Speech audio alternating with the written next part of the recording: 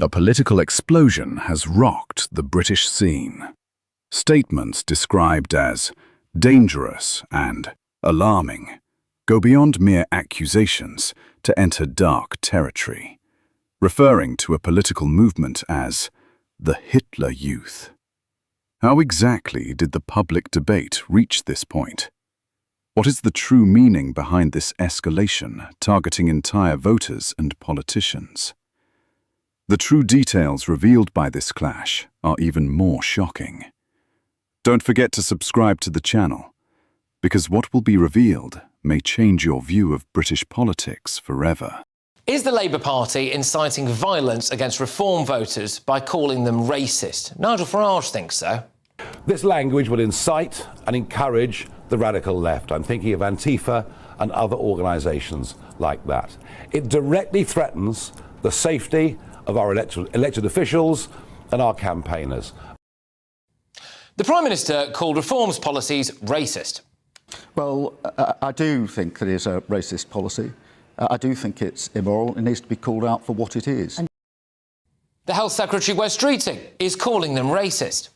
Yeah, I don't have a window into Nigel's soul, but I did see the leaflet that Reform put out in a by-election in Scotland that basically said that Anas Sarwar would prioritise the interests of the Pakistani community. I thought that was a racist leaflet. Justice Secretary David Lammy is calling them racist. He must call his scheme to round up and deport our French, our Indian, our Caribbean neighbours who already have indefinite leave to remain what it is. It is racist. I say not in our country, not in our name, not in our time. Education Secretary Bridget Phillipson is calling them racist. You say Nigel Farage? In his big speech today, Sir Keir Starmer used language like this. We must go into that battle armed, not just with words and condemnation, but with action. And that means tackling all the problems. We must go into battle armed, not just with words, but with actions.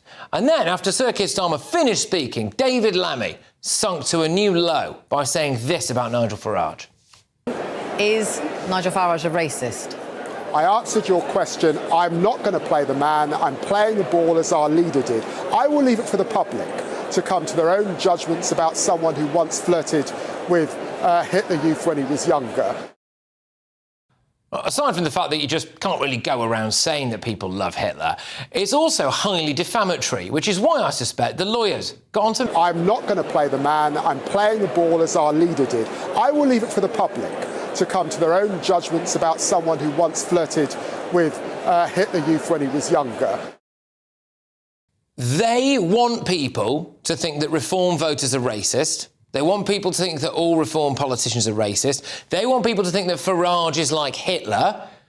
What that does is put a target on people's backs. It puts lives at risk, and I think they know exactly what they're doing. Let's get thoughts on my panel. We've got GB News superstar Will Kingston, journalist and broadcaster Linda Jubilee, and we also have journalist Jonathan Liss. Will, I'll start with you. I mean, that David Lammy thing straight away there, really. I mean... What do you think? I mean, it wasn't an apology, was it? I mean, what's going on with it? You can't go around saying that people, you know, flirted with the Hitler Youth. No, he said, I want to play the ball and not the man, and then gone in and rugby tackled Nigel Farage in rhetorical terms. Yeah. The language is incredibly irresponsible. It creates a permission structure for violence, which we've seen on the left in the US for years and years now. But Patrick, that's not even my biggest concern about this. The thing which really annoys me, and here's the hypocrisy of it, you've heard a speech from the Prime Minister in which he has said, we are the party that is going to unify everyone. All the people on the right, the Reform Party, they're the dividers. We want to oppose people who divide us. Yeah. And then they use language like the far right. They say that basically, they insinuate that Reform supporters are racist. What they are doing is the type of divisive politics which they claim to be above, which really makes you realise when these people say people who want to divide us, they mean people who disagree with us. They want it, in my view, it's pretty straightforward. They want people who are maybe slightly on the fence about voting Reform or backing Nigel Farage to not do it, just in case everyone else calls them a racist, just in case they're worried about seeming like they're a racist. I think that's what... You simply can't keep criticising people who've got bona fide concerns about what's going on in this country and not address them. It's not enough to do flag waving. It's not enough to do this patriotism speech when we're actually worried about the tax increases coming our way, about the possible loss eventually of the triple lock, about benefits that need to be cut. I mean, it's just not enough. You've got the deputy leader of the Labour Party there, David Lammy, coming out and trumpeting this complete fallacy that Nigel Farage flirted with the Hitler Youth, knowing full well that people will see that and basically think that could justify some violent action against Nigel Farage, Jonathan.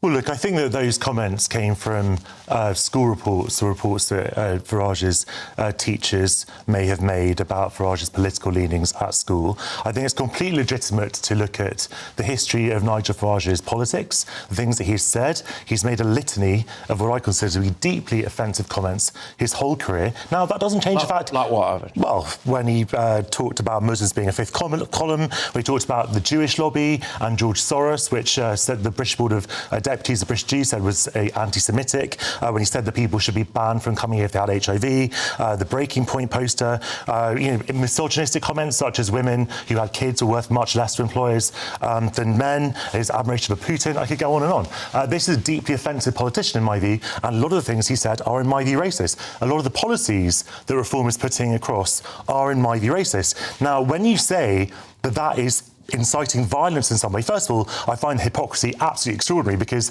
we always hear from the right that speech is not violence. That's why Lucy Connolly, Graham Linehan, etc. This is the difference, isn't it? Because if you say that someone is basically Hitler or like Hitler or who likes Hitler, what that would just... I mean, if we were facing Hitler now in this country, I would pick up arms and fight against that. It legitimises someone who maybe has got a bit of a screw loose or is a bit vulnerable or something like that, thinking, we need to kill this guy because he's that level of evil. And I wonder whether or not today... J.D. Vance said that Trump might be America's Hitler. It's not inciting. It's not inciting. Look, it's not inciting.